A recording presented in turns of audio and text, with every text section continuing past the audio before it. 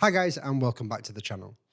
Today we're going to be talking about this, which is Wonderpan 400 from Analogue Wonderland.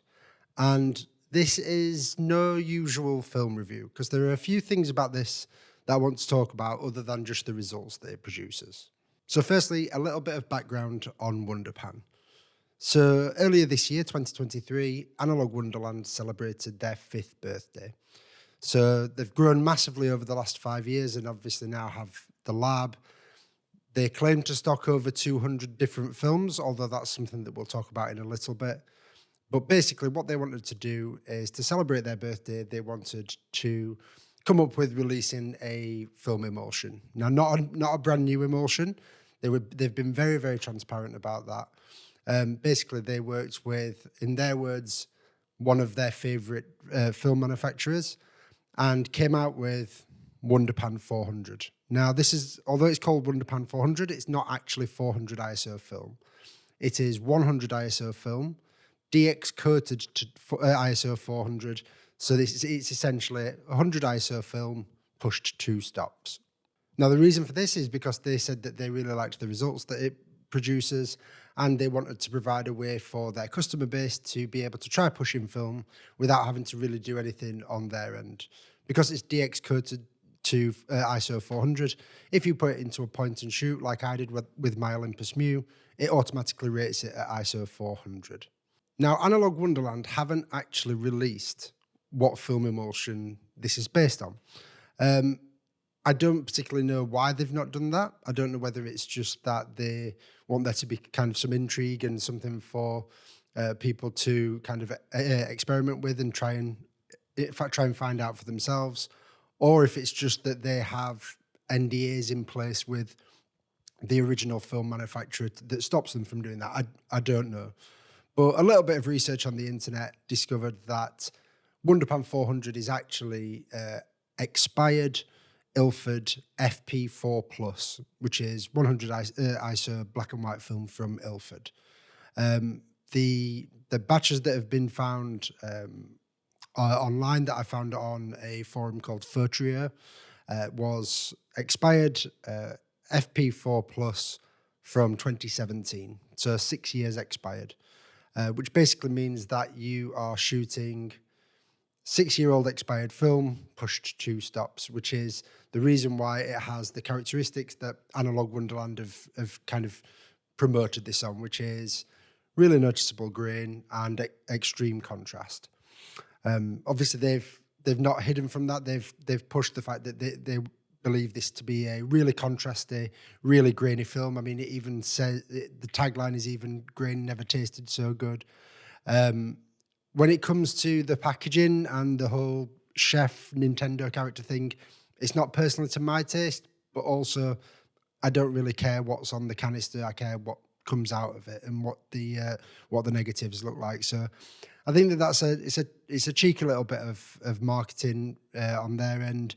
And whilst some purists may absolutely hate it, I really don't mind it. It's each to their own. Like I say, what's on the canister doesn't bother me. It's what comes out of the negatives.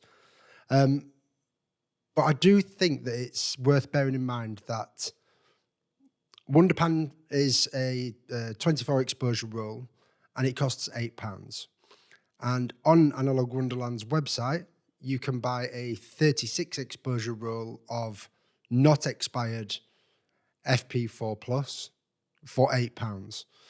So there is something to take into account there where you can get an unexpired roll of the same film and then you can just rate it, if you don't put it into a point and shoot camera, you can just rate it at 400, or you can just push it in processing. But it's something that I'm not sure about how I feel. I think that whilst yes, Analogue Wonderland have been super transparent about the fact that this isn't a brand new film, this isn't a film of theirs. It's a rebranded and repurposed and repackaged film, but they're selling it for the same amount, and it's nothing particularly different other than the fact that it's expired. But that's enough of my thoughts along the lines of kind of rebranding and things. Now let's have a look at the actual film itself and the results that you get from it. So I, as I mentioned, put this into my Olympus Mew and I headed out into Sheffield. I had a walk around the Botanical Gardens with Marley and then had a walk through town.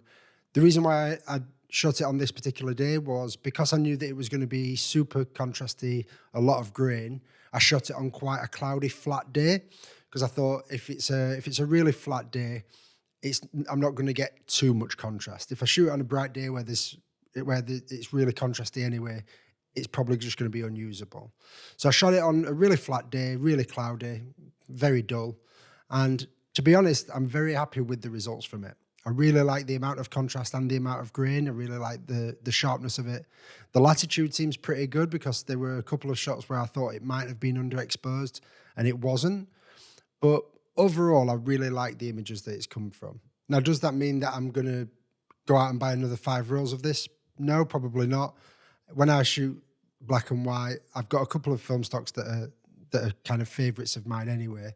And to be honest, I don't know why I would buy a roll of 24 frame Wonderpan for £8 when for £6, £6.50 I can get a roll of Ilford HP5.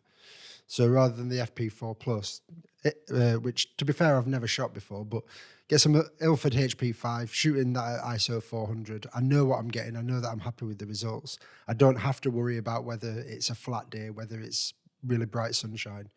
So I'm glad that I tried it. I am really happy with the results from it.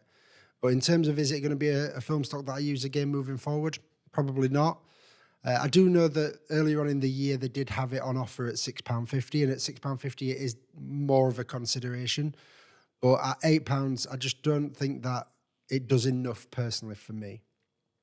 I would love to know your thoughts, what you think of this, what you think of the whole kind of film companies rebranding manufacturers' products and selling them as their own. I know that obviously there is a whole bunch out there where it is literally just complete repackaging, that you get the same product. At least with this, obviously it's DX coded to 400.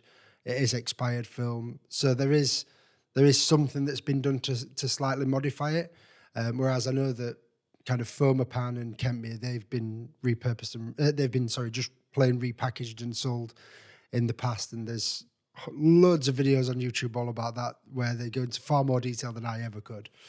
But yeah, I think that with this, I don't think Analogue Wonderland have done anything wrong at all. And I'm, like I say, I'm really happy with the results I got from it.